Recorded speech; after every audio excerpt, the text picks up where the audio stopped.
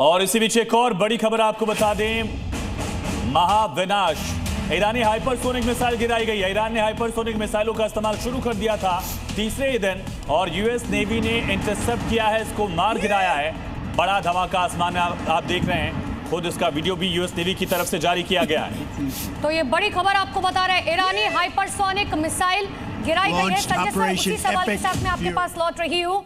Hypersonic missile का इस्तेमाल तीसरे दिन से ईरान कर रहा है, लेकिन अब समझ नहीं आ रहा किसी को कि अमेरिका का आखिर मकसद क्या है। संजय सर,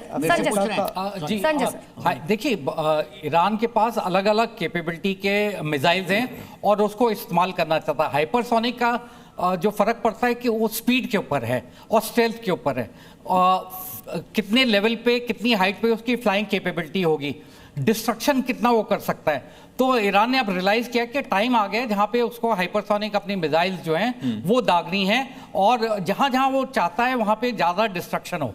और उसकी जो इंटरडिक्शन है एनिमी, जो इजराइल और अमेरिका, उसको रोकने के लिए जो भी इस्तेमाल कर रहे हैं उसको किसी तरह बाईपास करके जो है ये अपने टारगेट्स को स्ट्राइक करे। अनुपमा, आपने थोड़ी देर पहले क्वेश्चन पूछा था कि इसका क्या मकसद, क्या एंड स्टेट क्या है।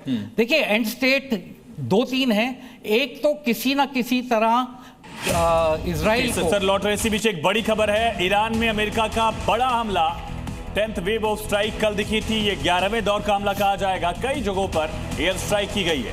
अमेरिका और इजराइल का ये संयुक्त ऑपरेशन है जो किया जा रहा है और अमेरिका ने साफ तौर पर कह दिया है कि ईरान में हमले अभी तेज होंगे, ईरान में गहराई तक हमले होंगे, ये यूएस का कहना है। और बड़ी खबर इस वक्त की, ये तबाही की तस्वीरें आप देखिए, लेकिन एक बहुत बड़ा सवाल ये हो रहा है कि इस युद्ध में नुकसान कितना हो रहा है, कितना खर्च आ रहा है। ये समझिए, अमेरिका के लिए हर दिन 7,000 करोड़ रुपए खर्च हो रहे हैं और प्रतिदिन 7,000 करोड़, और अब तक कितने हजार करोड़ खर्च हो चुके हैं? 35,000 करोड़ अब तक खर्च हो रहे हैं। ये अमेरिका की बात करें। इजराइल की बात करें तो प्रतिदिन 5,000 करोड़ रुपए खर्च हो रहा है और अब तक इजराइल खर्च कर चुका है 25,000 करोड़ रुपए। यानी कि लगातार खर्च बढ़ रहा है। लेकिन ईरान के लिए युद्ध उतना महंगा नहीं है जितना अमेरिका और इजराइल के लिए। 3,750 करोड़ रोज उसके खर्च हो रहे हैं। 18,750 करोड़ इन 5 दिनों में ईरान के भी खर्च हुए हैं। जिसके इंफ्रास्ट्रक्चर को तबाही दिखी है, उसमें भी उसका लगातार नुकसान जो है, डैमेज दिख रहा है। तो देखिए, एक अनुमान के मुताबिक इस महायुद्ध में कुल मिलाकर 8,87,000 करोड़ 18,87 लाख करोड़ जो है, ये बहुत बड़ा खर्च। आप समझिए कि यूपी का एक साल का जो बजट है वो 9 लाख करोड़ का है, उससे डबल जो है खर्च जो है इस युद्ध में। 6 दिन से ज्यादा का वक्त जो है उसमें यहाँ पर लंबा खर्चा दिखता है। तो ये आपको बता रहे थे कि आखिर कहां कितना खर्च हो रहा है। लगातार बड़ा पैनल मेरे साथ मौजूद है।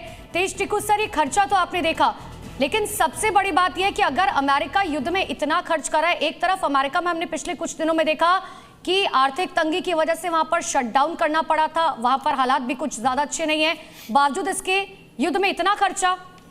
देखिए, युद्ध में जो खर्चा होता है काफ़ी सारा तो आर्मामेंट्स पे होता है जो ऑलरेडी आपने मैन्युफैक्चर करके रखी है। और ऐसे हालात में जो कि मतलब अमेरिका इतनी दूर से लड़ाई लड़ रहा है और ईरान का हर एसेट और उनके जो समर्थक में उन पर ज़बरदस्त अटैक करा है, मेरे ख्याल से पैसों को अभी कोई देख नहीं रहा है। खासकर अमेरिका, इजराइल और उसके नेटो अलाइज जो भी शामिल हुए हैं, जर्मनी हुआ है, ब्रिटेन हुआ है। प्रॉब्लम ईरान के लिए है और अमेरिका ने यह फैसला किया है ईरान के ऊपर इतनी ज़्यादा क्षति पहुंचाएंगे, उनका हर एसेट बर्बाद करेंगे जब तक IRGC या तो सरेंडर नहीं करती या ख़त्म नहीं होती।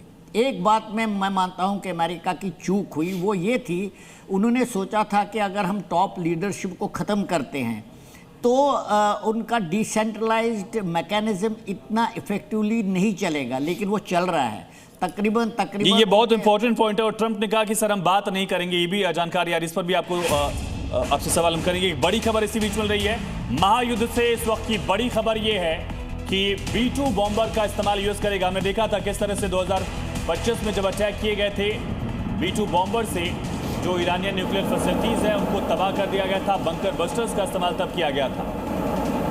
तो बंकर बस्टर से तबाही मचाएगा। ब्रिटिश हवाई अड्डों पर तैनाती की गई है और तैनाती के लिए लंदन ने मंजूरी दे दी है सूत्रों के मुताबिक। आरके सर, इसको कैसे समझा जाए? B-2 बॉम्बर्स का इस्तेमाल, यानी कि कोई और बड़ा अटैक जो है लार्ज स्केल पर हम यहां देखने वाले हैं ईरान में यूएस की तरफ से? R K Singh sir, B-2 bomber ऐसा है कि स्टेल्थ बॉम्बर है, इसको रेडार से डिटेक्ट करना बहुत मुश्किल होता है और इसकी काबिलियत, सबसे बड़ी बात है कि ये 32,000 किलो का ऑर्डिनेंस लेकर उड़ सकता है। तो इससे तबाही जो है कहीं भी जब लार्ज स्केल जब बॉम्बिंग करनी होती है तो उसमें इसका बहुत ही इफ़ेक्टिव हथियार है। और अगर अभी ऑलरेडी